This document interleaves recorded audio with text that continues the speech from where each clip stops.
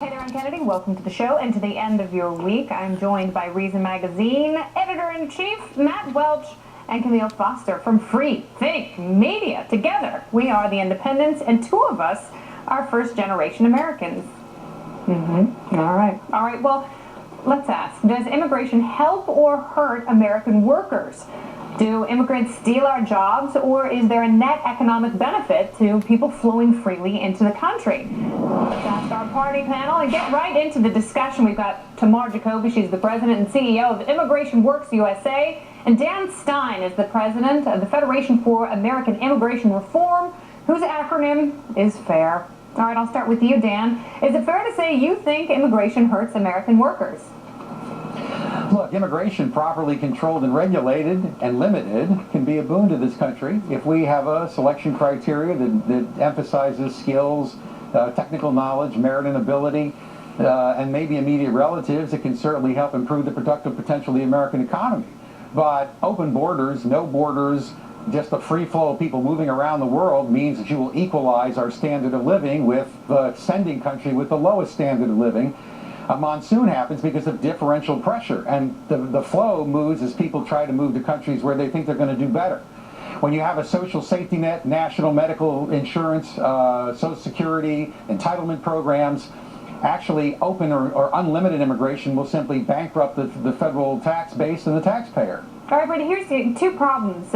One, you have immigrants who mostly come here to work. I mean, that's what most people, they don't want to come to the country to just go to the emergency room for free or sell drugs or kill people. They basically want to work and live a better life. And that's a good thing, because if they're paying taxes, they are funding Social Security for older Americans, of which there are becoming more and more. And the second one is most people who come up with immigration reform ideas never quite get the criteria right. And although it sounds good in theory, in practice it seems almost impossible.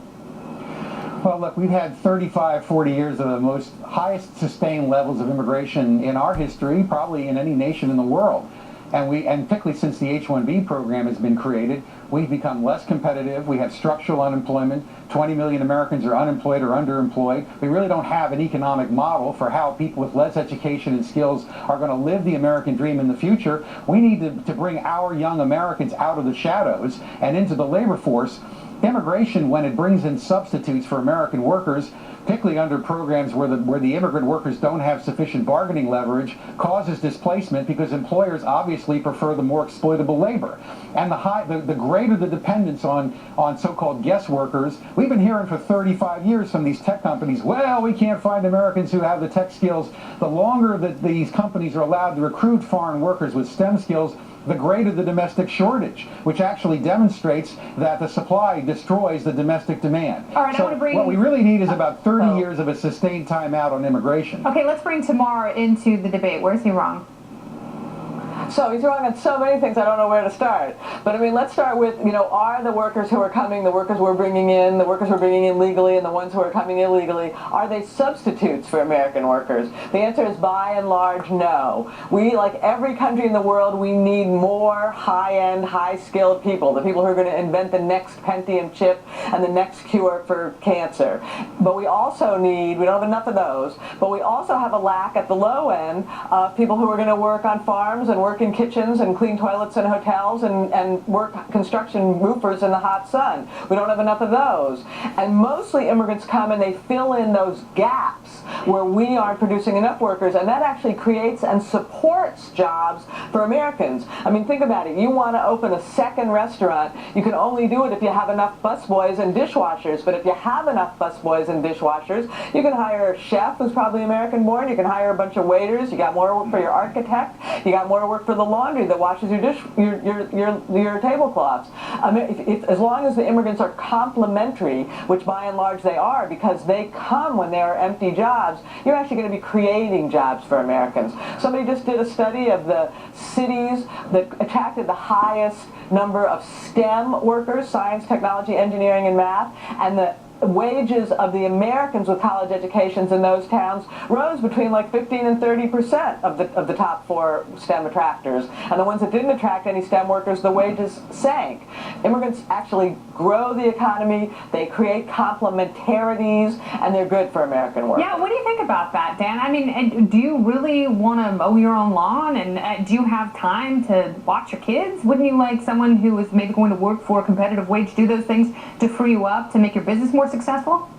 Well, first, I don't agree with anything that Tamar said. And secondly, it's the height of elitist condescension to suggest that Americans won't do the jobs that need to be done in this country. A country should basically do Yeah, its own try work. to get an 18-year-old just out of high school, Dan, to go pick blueberries for a summer. Just try. Well, Seriously, look, go to a high school and It's make very hard. that It's go. very difficult to find. You can't find in world history the example of a civilization that survived that didn't control its borders and control its destiny. Well, I wonder What if we I have can- right if I now can- is We have to control it. we have border anarchy right now. Well, Dan, I wonder if I can- if I can- Dan, hold on a second. Give Camille the I ball. wonder if I can interject something here. I mean, we do have the free flow of citizens across state borders. They move from Alabama to, say, New York to pursue employment. So there are very different circumstances in a place like Mississippi as compared to California. In a place like Texas is right on the border. They have the second highest total of undocumented workers or immigrants there within their own borders, and they have lower unemployment than the national average.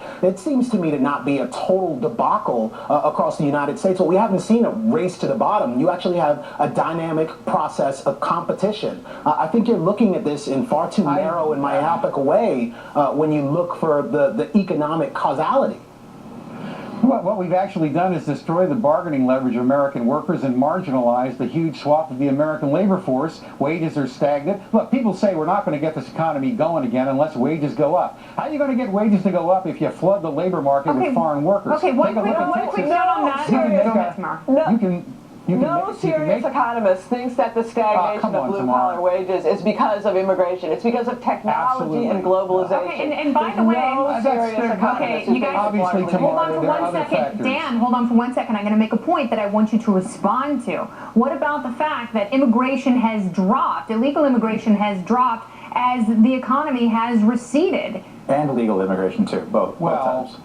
illegal immigrants are pouring across the border. The administration's loosened up non-immigrant visa standards. I guess Don't we're tell me looking at illegal different immigration numbers. hasn't slowed down. Look, you got to be honest about what's going on here. The United States is in a structural labor Remittances have market been transition. down, and There is simply if, no... By the way, if border crossings haven't gone down, don't- they've certainly stagnated, and the data bears that out year to year. You must understand the American immigration control system is collapsing before our very eyes. The rule of law is So honored why now aren't the only in people the coming breach. across at increasing levels every single year? Why is it slowing down or potentially declining? The numbers indicate It's not slowing down. It's It's not not. slowing down. You Right. heard it here first. It is Where are you going getting up. those numbers? I'm getting those numbers from the way DHS is. They haven't released the numbers for this year, but you can see the numbers going up. The monthly apprehension reports along the border. Wait till the Now that the 2020 economy- census comes out. Now, Look, now the that fact the is, we're economy is not picking up and we controlling. need some more workers. You can stipulate that Actually, we're not controlling 2010, immigration. 2011, 2012. I've got the numbers right here, Dan. They've all gone Yeah, those down. were declines. Those You're were talking declines. about apprehensions. That doesn't mean that No, illegal this is the immigration is estimates of declining. the illegal alien population. This is not apprehensions. I've got apprehensions if In you want. I've 2014, got they're going up. deportations. Deportations have skyrocketed. Are you trying to tell me that our 2012 country is a has... record year for deportations. Are you trying to... That's absolute nonsense. You're trying to stipulate this country actually has It's control of immigration. You're living in... 419,384. The This year is before Alice was in Wonderland discussion. 388,409. Hey, Dan, There's data simply don't signify that we have control of our borders or illegal immigration is declining. Dan, what who you're doing has is conflating... we have a declining amount of time here. Who in history has control of the border by your definition of control? What is the country that we should be emulating in history? Well, we certainly should be doing a better job, say, well, right now, Israel's probably doing a good job, Japan's doing a good job, China's doing a pretty good job. There are countries all about, And frankly, their just about economy is every in developed decline. countries. Their economy is in decline. The relative economic position of the United States is declining because we are freighted with a dramatic, incredible amount of low-skilled foreign labor that we frankly never planned for and have to educate. Or It's because not we're making overregulated and it's have not too many making entitlements. nothing this country is trying to achieve in the future is being made easier by out-of-control immigration. I can tell you that for a fact. It's an argument for protectionism. We've heard this before. It's bad economics. It's not bad economics. It's called taking care of your own, and look. We have what we call the Right. eternal It's rule not of We should outlaw computers self-preservation. too. They steal and we don't destroy jobs and lower establish- wages. Absolutely right. We should force everyone to use abacuses and do their calculations by hand. That would work. That would actually I'm not create sure I jobs, right? understand. That would Are you drive up suggesting- wages. Are you What? suggesting we just don't have any borders? Is that